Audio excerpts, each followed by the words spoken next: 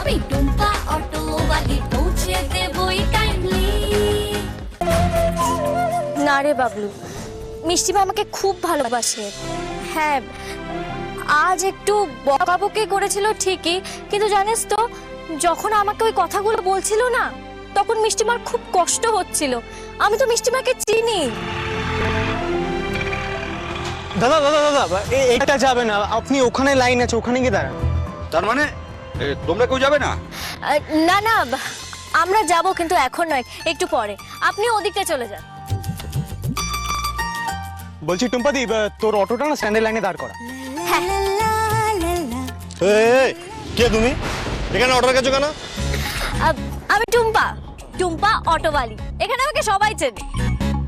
ও madam, hello. তুমি কে যে এখানে তোমাকে সবাই চেনে? তুমি চেনো না। তুমি চেনো? সোনামণি, তোমাকে এখানে কেউ চেনে না। কে তুমি? আমরা তোমাকে তো নামে চিনি, তুমি তো টুম্পা অটোওয়ালি। আর এখন এখানে কি করতে এসছো? আর অটোটাই বা এখানে রেখেছো কেন?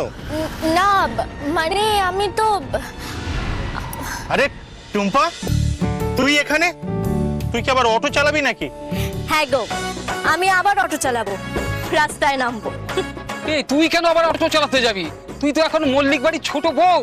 এই যে শোনো, তুমি অটো নিয়ে চলে যাও। তুমি কিন্তু এই অটো এই লাইনে দাঁড় করাবে না। কেন? আমি আমার অটো এখানে রাখতে পারবো না কেন?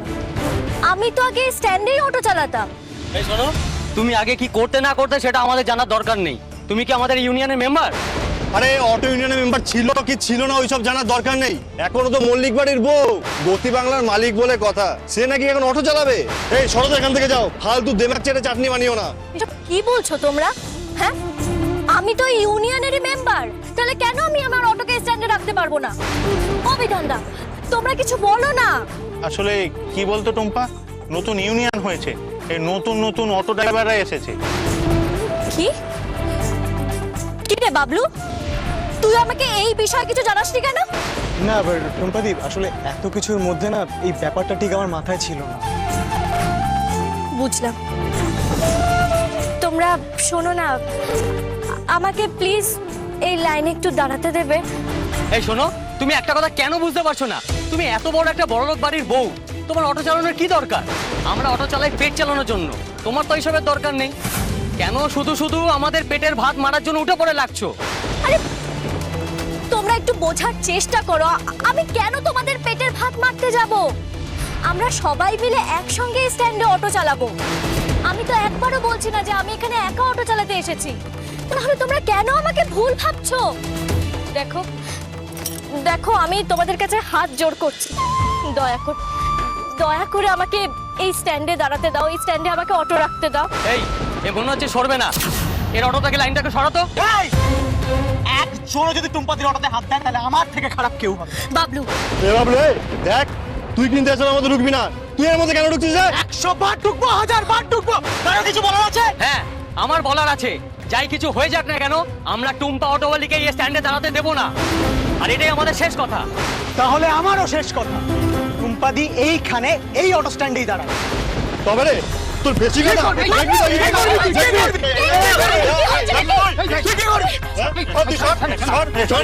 ভাই ভাই ঝামেলা করিস না, বলছি টুম্পাকে লাইনে অটোটা রাখতে দে না, ও আমাদের অনেক উপকার করেছে। কি উপকার করেছো?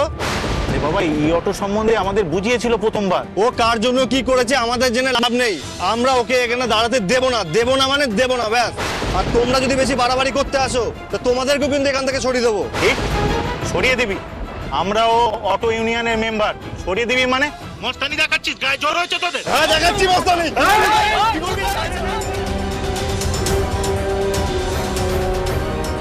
দাঁড়াও তোমরা, বলছি থামো তোমরা। দেখো, তোমরা প্লিজ নিজেদের মধ্যে এরকম ঝগড়া ঝামেলা করো না, আমি দেখছি। বাবু দেখ, ওরা আমাকে কেউ এখানে দাঁড়াতে দিচ্ছে না।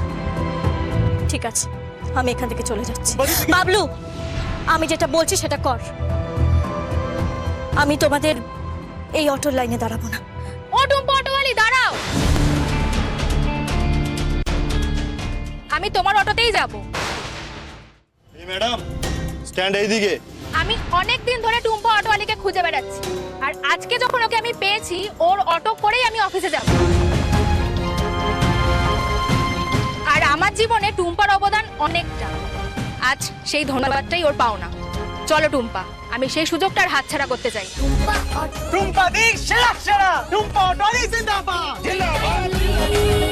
আমি টুম্পা অটোওয়ালি, টুম্পা অটোওয়ালি পৌঁছে দেবই কাইন্ডলি।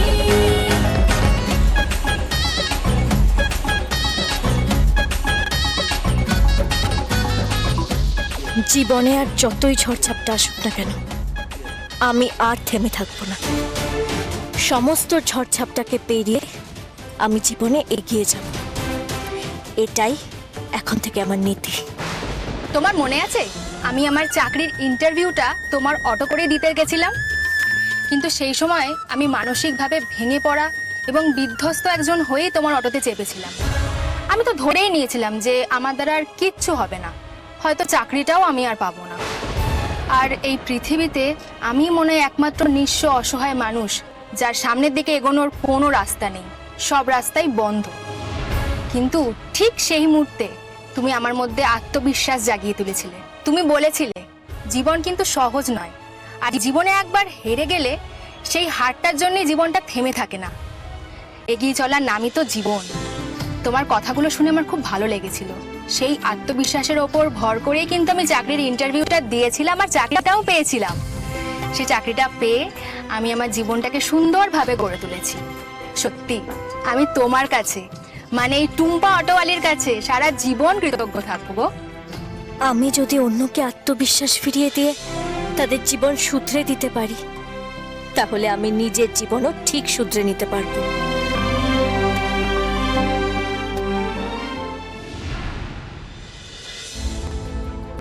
হে ঠাকুর, আজকে যেন সবকিছু ঠিক হয়ে যায়। আজ ছোট বৌদি অনেকদিন বাদে আবার অটো নিয়ে রাস্তায় বেরোবে, ওর যেন কোনো অসুবিধা না হয়।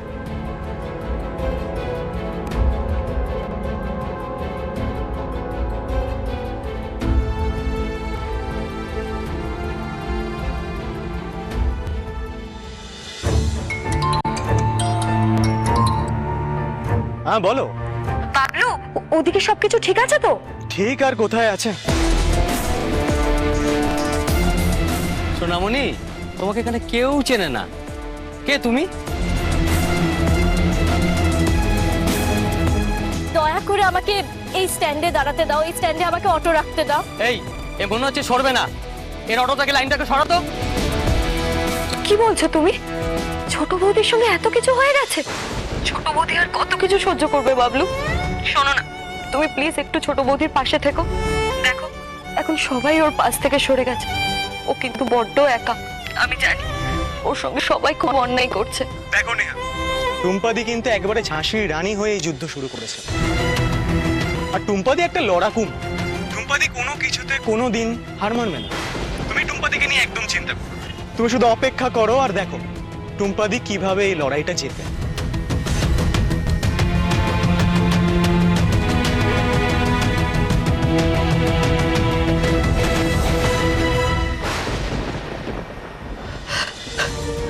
মা, আমি আর সহ্য করতে পারছি না ছোট বৌদির সঙ্গে যা হচ্ছে। আমার খুব খারাপ লাগছে মা। মা, তুমি জানো আজকে ছোট বৌদিকে অটো স্ট্যান্ডে দাঁড়াতে দেওয়া হয়নি, আর ওই অটো ড্রাইভাররা ছোট বৌদিকে অপমান করেছে। কি হয়েছে নেহা? আই নেহা, কি হয়েছে? কেন মা? কাঁদবো না তো আর কি করবো? কান্না ছাড়া তো আর আমার কাছে কোনো উপায় নেই। কিছু বললেই তো তোমরা সবাই আমাকে চুপ করিয়ে দাও। জানো জানো আজকে কি হয়েছে ছোট বৌদির সাথে?